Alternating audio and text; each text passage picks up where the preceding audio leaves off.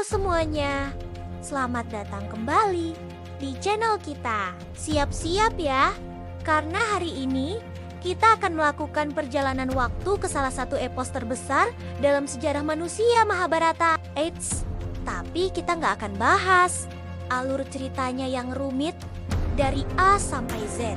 Sebaliknya, kita akan bongkar fakta-fakta unik dan tersembunyi yang mungkin belum pernah kamu dengar sebelumnya. Dari kota-kota megah yang jadi saksi bisu, keajaiban alam yang disebut dalam naskah kuno, sampai bangunan-bangunan yang konon masih ada jejaknya sampai sekarang.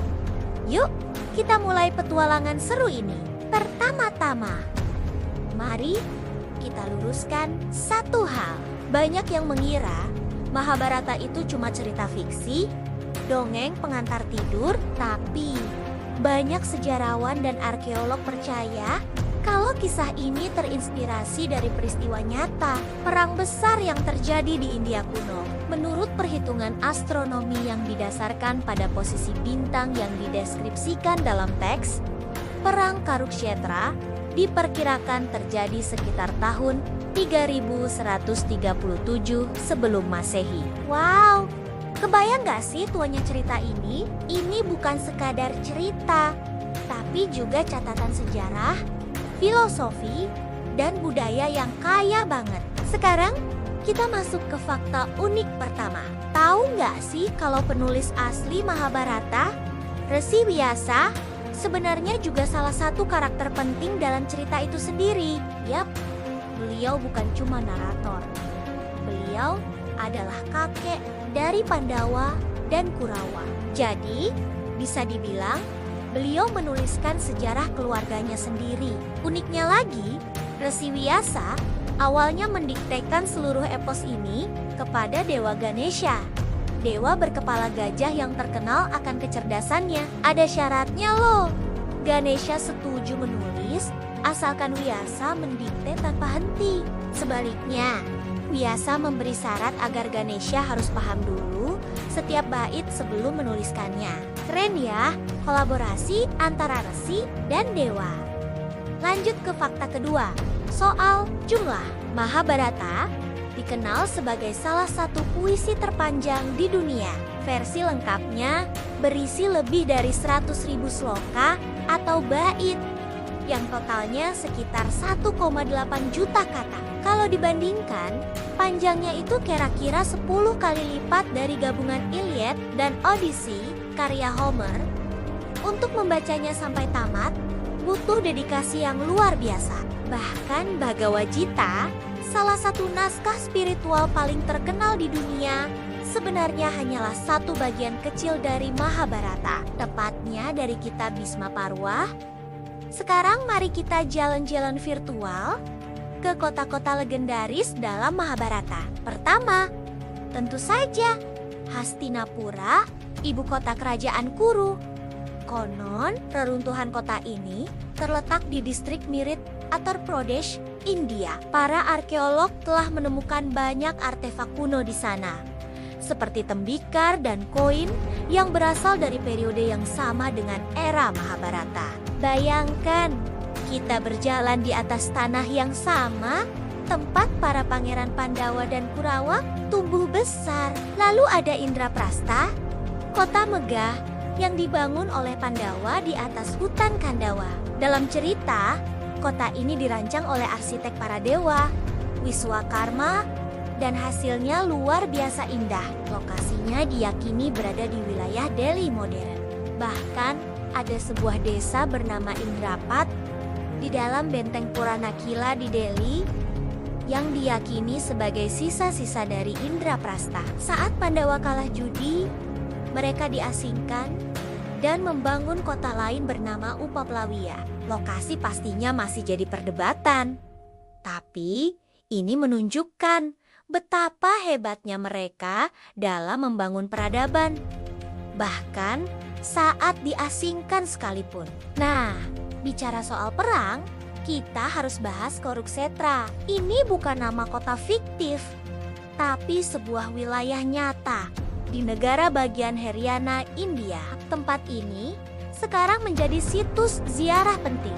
Di sana ada sebuah kolam suci bernama Brahma Sarovar yang dipercaya sudah ada sejak zaman Mahabharata. Konon, disinilah jutaan prajurit bertempur habis-habisan selama 18 hari. Bisa bayangin nggak atmosfernya? Di tempat inilah Kresna memberikan wejangan suci Bhagavad-gita kepada Arjuna yang sedang galau sebelum perang dimulai. Sekarang kita beralih ke alam dan lokasi-lokasi menakjubkan yang disebut dalam epos ini. Ada yang namanya Sungai Saraswati. Dalam Mahabharata, sungai ini digambarkan sebagai sungai besar dan suci. Selama bertahun-tahun, para ilmuwan mengira ini hanya mitos karena sungainya tidak ada. Tapi, citra satelit modern menemukan jejak sungai kuno yang kering di bawah gurun Tar, yang jalurnya persis seperti deskripsi dalam teks kuno. Ini jadi bukti kuat kalau deskripsi geografis dalam Mahabharata sangat akurat. Lalu ada juga Gua Vyasa di dekat Badrinath, Uttarakhand. Konon, disinilah Resi Vyasa tinggal dan menyusun epos Mahabharata. Gua ini lokasinya dekat banget dengan perbatasan India-Tiongkok dan jadi tempat ziarah yang sangat dihormati. Nggak jauh dari situ, ada juga Gua Ganesha. Menurut legenda, di gua inilah Ganesha duduk dan menuliskan apa yang didiktekan oleh Vyasa. Suasananya di sana sangat magis, dikelilingi oleh pegunungan Himalaya yang megah. Fakta menarik lainnya adalah tentang senjata-senjata super canggih yang disebut Astra dalam Mahabharata. Kita sering dengar soal Brahmastra, Pashupatastra, atau Narayanastra. Senjata-senjata ini bukan sekadar panah atau pedang biasa. Deskripsinya mirip banget dengan senjata pemusnah massal modern seperti bom nuklir, Brahmastra misalnya. Digambarkan bisa menghancurkan seluruh negeri, menyebabkan kekeringan selama bertahun-tahun, dan membuat tanah jadi mandul. Beberapa ahli teori bahkan berspekulasi bahwa peradaban kuno mungkin memiliki teknologi yang jauh lebih maju daripada yang kita bayangkan. Teori ini memang kontroversial, tapi deskripsi dalam Mahabharata benar-benar bikin kita mikir kan? Kita pindah ke karakter. Semua orang tahu Pandawa ada 5. Tapi tahu nggak kalau mereka sebenarnya punya saudara lain? Namanya Karna. Karna adalah putra Dewi Kunti dengan Dewa Surya yang lahir sebelum Kunti menikah dengan Pandu. Karena malu, Kunti menghanyutkan Karna di sungai dan ia kemudian diadopsi oleh seorang kusir. Karna tumbuh menjadi prajurit hebat dan akhirnya berpihak pada Kurawa, musuh bebuyutan saudara-saudaranya sendiri. Kisah hidupnya adalah salah satu yang paling tragis dan kompleks dalam seluruh epos. Lalu, soal Drupadi. Ia adalah istri dari kelima Pandawa. Praktik poliandri atau seorang wanita punya banyak suami ini memang tidak umum. Tapi, ada penjelasan teologisnya dalam cerita. Diceritakan bahwa di kehidupan sebelumnya, Drupadi pernah memohon kepada Dewa Siwa untuk diberikan suami dengan 5 kualitas terbaik. Siwa kemudian mengabulkannya dalam satu wujud suami di kehidupan berikutnya. Namun karena ia memintanya sampai 5 kali, maka di kehidupan selanjutnya ia mendapatkan 5 suami yang masing-masing merepresentasikan satu kualitas tersebut. Yudhistira untuk dharma, Bima untuk kekuatan, Arjuna untuk ketampanan dan keahlian, serta Nakula dan Sadewa untuk kebijaksanaan dan kesabaran. Satu lagi fakta seru soal konstruksi cerita. Angka 18 muncul berulang kali dan dianggap sangat signifikan dalam Mahabharata. Perang Kurukshetra berlangsung selama 18 hari. Total pasukan yang terlibat adalah 18 Akshauhini atau divisi.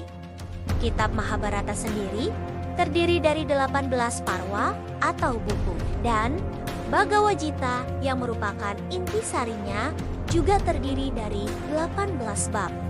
Kenapa angka 18? Beberapa ahli menafsirkannya secara simbolis.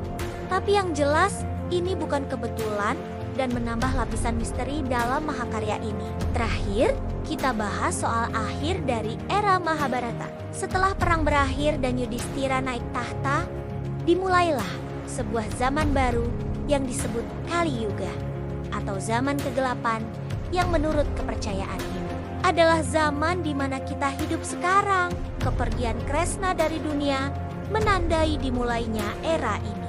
Para Pandawa dan Drupadi akhirnya melakukan perjalanan terakhir mereka, mendaki Himalaya untuk mencapai surga. Satu persatu mereka gugur di perjalanan karena dosa-dosa kecil yang pernah mereka perbuat. Kecuali Yudhistira yang paling lurus hatinya, yang berhasil mencapai puncak dengan seekor anjing setia yang ternyata adalah penjelmaan Dewa Dharma. Gimana? Seru banget kan? Mahabharata itu bukan cuma cerita perang, tapi lautan pengetahuan, filsafat, dan misteri yang tak ada habisnya untuk digali. Setiap karakter, setiap tempat, dan setiap peristiwa punya makna yang dalam. Dari reruntuhan kota kuno sampai penemuan sungai yang hilang, bakti-bakti arkeologis dan geografis terus bermunculan, membuat epos ini terasa semakin nyata dan relevan hingga hari ini. Semoga pembahasan kita kali ini bisa membuka wawasan baru buat kalian semua tentang kekayaan legenda Mahabharata. Mana fakta yang paling bikin kamu kaget? Coba tulis di kolom komentar ya. Jangan lupa juga untuk subscribe, like, dan nyalakan loncengnya supaya kamu gak ketinggalan petualangan kita berikutnya. Terima kasih sudah nonton sampai akhir.